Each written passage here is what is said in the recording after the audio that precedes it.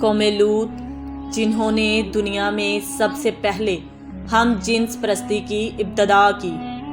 قوم لوط کی طرف شیطان نے کس عورت کو بھیجا تھا؟ اس عورت نے ایسا کیا کیا جس سے قوم لوط کی عورتیں بھی ایک نئے گناہ میں مبتلا ہو گئیں؟ لاقیس کون تھی اور اس نے قوم لوط کی عورتوں کو کیا سکھایا تھا؟ شیطان اللہ کا نافرمان اور بنی آدم کا سب سے بڑا دشمن ہے، جو مختلف طریقوں سے لوگوں کو دھوکے اور فریب میں مبتلا کرتا رہتا ہے اور انہیں ورغلاتا ہے۔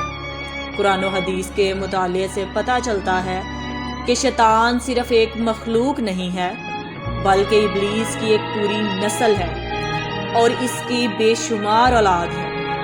قرآن مجید میں شیطانی ذریت کا ذکر ملتا ہے جو شیطان کے چیلے اور اس کے کاموں میں اس کے مددگار اور معاون ہیں۔ بیان کیا جاتا ہے کہ شیطان کی کئی اولادیں ہیں جن میں ولہان نماز اور عبادات میں وسوسے ڈالتا ہے، مستور لوگوں میں افواہ پھیلاتا ہے، واسم گھر والوں میں لڑائیاں لگواتا ہے، مرا گانے بجانے کے گناہ کو عام کرتا ہے، اور اسی طرح ابلیس کے کئی بیٹے اور پوتے ہیں جو مختلف کاموں پر مقرر ہیں۔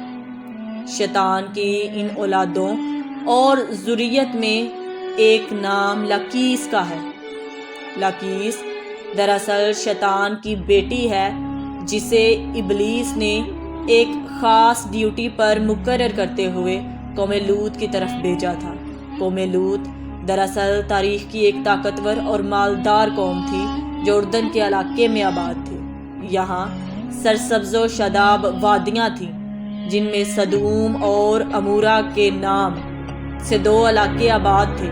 ابلیس نے اہل صدوم کو اس طرح گمراہ کیا کہ شیطان ایک دن انسان کی صورت میں صدوم کے لوگوں کے پاس آیا اور اس نے ان لوگوں کو آپس میں ہی مردوں میں شہوت کرنا سکھایا۔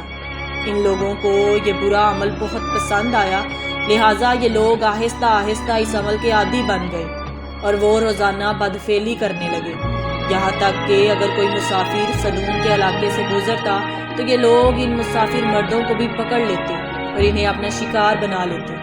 وقت گزرنے کے ساتھ یہ لوگ اس گمراہی کے گڈھے میں گرتے چلے گئے اور یہ لوگ عورتوں کی بجائے مردوں اور لڑکوں سے زنا کرنے لگے اور عورتوں کی طرف انہیں کوئی رغبت نہ رہا، اور کھلے عام اس عمل کو شہر کے چوک چوراہوں پر کیا جاتا تھا کہ ہر محفل میں مردوں کا رقص اور ان کے ساتھ عیاشی اور زنا کرنا ان کا دستور بن چکا تھا۔ اللہ نے ان کی طرف اپنے بندے اور نبی حضرت لوط علیہ السلام کو بھیجا جنہوں نے اہل صدوم کو اس گندے عمل سے توبہ کرنے کو کہا اور فرمایا، کیا تم لوگ وہ بے حیائی کرتے ہو جو تم سے پہلے اس زمین پر کسی نے نہیں کیا ہے؟ تم مردوں کے پاس جا کر اپنی خواہش پوری کرتے ہو اور اپنی عورتوں کو چھوڑ دیتے ہو۔ تم لوگ حد سے گزر چکے ہو۔ لیکن قوم لوط پر ان واعظ و نصیحت کا کوئی اثر نہ ہوا، بلکہ وہ الٹا لوط علیہ السلام کے خلاف ہو گئے اور انہیں مجبور کرنے لگے کہ تم اتنے ہی نیک اور پاک ہو تو اس بستی سے نکل جاؤ۔ اہل صدوم کا مردوں سے زنا کرنا اور بدفعلی صرف ایک گناہ ہی نہیں تھا، بلکہ اس عمل سے وہ خدا کے بنائے ہوئے خاندانی نظام کو تباہ و برباد کر رہے تھے اور ایسے سنگین جرم کی ابتدا کر چکے تھے جس سے افزائش نسل کا پورا قدرتی نظام برباد ہو رہا تھا۔ بہرحال جب قوم لوط کے مردوں نے اپنی عورتوں سے قربت کرنا اور ان سے اپنی خواہش پوری کرنا چھوڑ دیا تو ابلیس کے لیے یہ ایک سنہری موقع تھا کہ وہ اس قوم میں ایک اور نئے گناہ کی ابتدا کرے۔ لہٰذا ابلیس لعین نے اپنی بیٹی جس کا نام لاقیس تھا اسے اہل صدوم کی طرف بھیجا۔ لاقیس جنات اور شیاطین میں سب سے زیادہ حسین و جمیل اور خوبصورت تھی۔ ابلیس نے اسے حکم دیا کہ وہ ایک خوبصورت عورت کی شکل اختیار کرے اور قوم لوط کی ان عورتوں کے پاس جائے اور انہیں ہم جنس پرستی کا طریقہ سکھائے جنہیں ان کے مردوں نے چھوڑ دیا ہے۔ لہٰذا لاقیس ایک خوبصورت عورت کی صورت میں ان عورتوں کے پاس آئی اور ان کے پاس آ کر کہنے لگی، میں تباہ و برباد ہو گئی کہ میرا شوہر مجھے چھوڑ کر ایک نوجوان مرد کے ساتھ بدفعلی کرتا ہے، لہٰذا اب میری جوانی اور میرا حسن سب کچھ تباہ و برباد ہو گیا اور سب یوں ہی رائگاں چلا جائے گا۔ یہ سن کر قوم لوط کی دیگر عورتیں بھی ویلا کرنے لگیں اور اپنے شوہروں کو برا بھلا کہنے لگیں۔ پھر لاقیس نے ان عورتوں سے کہا، ہم بھی ان مردوں سے بے نیاز ہو جائیں گی اور ان کی طرف رغبت نہ کریں گی جس طرح سے وہ ہم سے بے نیاز ہو چکے ہیں۔ ہم سب کو ان مردوں کی کوئی ضرورت نہیں، ہم اپنی خواہشات کو آپس میں ہی پورا کر سکتی ہیں۔ اس پر ان عورتوں نے لاقیس سے پوچھا کہ وہ کیسے؟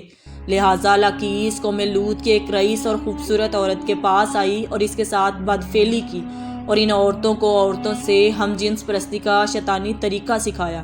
اس رئیس عورت کو یہ عمل بہت پسند آیا، لہٰذا وہ عورت سدوم اور عمورہ کی دوسری عورتوں کے پاس گئی اور ان سب کو بھی اس طرح کرنے کو کہا، اور عورتوں کے درمیان ہم جنس پرستی کے اس طریقے کا آغاز ہوا۔ جب ان مردوں نے دیکھا کہ عورتیں عورتوں کے ساتھ ہی اپنی شہوت کو پوری کر رہی ہیں تو ان مردوں نے اپنی عورتوں کو اس بدفعلی سے منع نہیں کیا، وہ خود بھی ہم جنس پرستی کے گناہ میں ملوث رہے اور اپنی عورتوں کو بھی اس گناہ میں شریک کرتے رہے۔ آخرکار جب قوم لوط کی سرکشی اور گناہ حد سے تجاوز کر گئی تو اللہ نے ان پر پتھروں اور آگ کے انگاروں کا عذاب بھیجا جس سے ان کے جسموں کے پرخچے اڑ گئے۔ سدوم اور عمورہ کی 5 بستیاں بالکل تباہ و برباد ہو گئی۔ سدوم اور عمورہ اور ان علاقوں میں ہونے والے اس ہم جنس پرستی کے گناہ کا ذکر نہ صرف اسلام بلکہ توریت اور انجیل میں بھی ملتا ہے، جس میں ان علاقوں یعنی سدوم اور عمورہ کو سن سٹی کہا گیا ہے۔ اس کے علاوہ اکادی صحیفوں اور قدیم یونان کی تاریخی ریکارڈز میں بھی سدوم کے گناہگار شہر کا ذکر ملتا ہے، جس کے مطابق سدوم اور عمورہ تاریخ انسانیت کے وہ پہلے علاقے تھے جہاں سے ہم جنس پرستی یعنی ہومو سیکچولیٹی کا آغاز ہوا تھا، اور ابلیس کی بیٹی لاقیس نے بعد میں اس گھنونے گناہ میں مزید اضافہ کرتے ہوئے وہاں کی عورتوں کو بھی ہم جنس پرست بنا دیا، جسے جدید دور میں لیسبین کمیونٹی کا نام دیا جاتا ہے۔ سدوم اور عمورہ کے بعد ہم جنس پرستی کی یہ بیماری قدیم مصر، یونان، چین، افریقہ اور یورپ میں بھی پھیلتا چلا گیا۔ دور جدید میں یورپ اور امریکہ نے ہم جنس پرستی کی سب سے زیادہ حمایت کی، جو ترقی یافتہ معاشروں میں بھی بحث کا موضوع بنا اور اس گھنونے جرم کو حقوق انسانی میں شمار کرنے کے مطالبے کیے گئے۔ دراصل اللہ نے ہر جاندار کے نر اور مادہ جوڑے پیدا فرمائے ہیں۔ یہ نر اور مادہ جوڑے نسل کی بقا کے لیے ہیں۔ ان کا آپس میں جنسی ملاپ قدرت کے قانون کے عین مطابق ہے۔ انسانی قانون کسی حال میں بھی قانون الہی کا بدل نہیں ہو سکتا، اور قوانین الہی کے فائدے اور برکات کو کسی انسانی قانون کے ذریعے حاصل بھی نہیں کیا جا سکتا۔ آج اس جرم کے حامی ہومو سیکچولیٹی اور لیسبین کمیونٹی کو سماج میں درجہ دینے پر خوشی منا رہے ہیں اور داد تحسین حاصل کر رہے ہیں، لیکن قرآن و حدیث ہمیں یہ سبق دیتی ہے کہ لوط علیہ السلام کی قوم بھی اسی طرح خوشی منا رہی تھی اور وہ بے حیائی کا مظاہرہ کر رہی تھی، لیکن جب اللہ کی پکڑ ہوئی تو وہ قوم نیست و نابود کر دی گئی۔